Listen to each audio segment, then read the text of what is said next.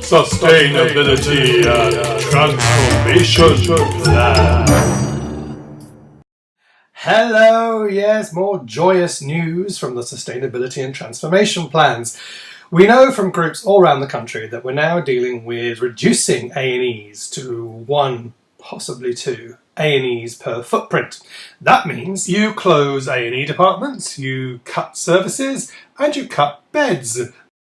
The clever bit, the devious bit, comes when NHS England, Simon Stevens, various members of the board tell you won't be losing an A&E, we're simply downgrading, merging hospitals together to make most use of resources.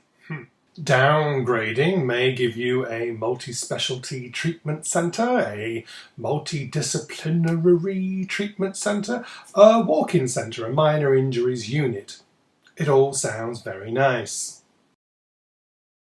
Downgrading an A&E sounds simple, but this is the best video we know that explains exactly what happens when you downgrade an A&E. I love working in A&E. It's a very interesting place. We see a lot of patients. We diagnose, we treat, we discharge, all within 4 hours most of the time. And if we can't discharge them, we admit them. So we have inpatients as well as outpatients. A lot happens in an A&E. We resuscitate, we anaesthetize, we perform surgery, we even deliver babies. And often, we are the place of last resort for the most vulnerable in our society. So when you hear about plans to downgrade an A&E, it's all these things that are being jeopardized.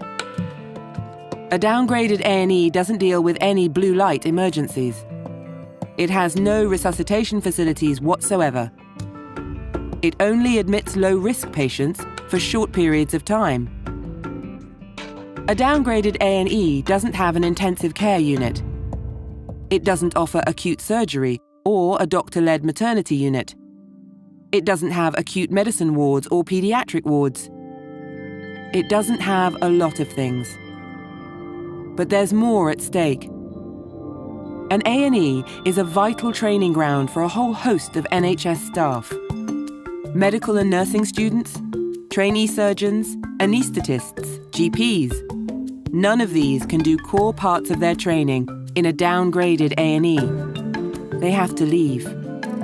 And that means fewer and fewer doctors and nurses throughout the NHS with training in emergency care. Those in charge of the downgrading claim that hacking out, subcontracting or selling off parts of the NHS is no big deal. They say it will simply force people to visit their GPs. But we don't have enough GPs. They are already overworked and demoralised, and most importantly, they're not equipped to deal with emergencies the way an A&E does. So where will the patients go?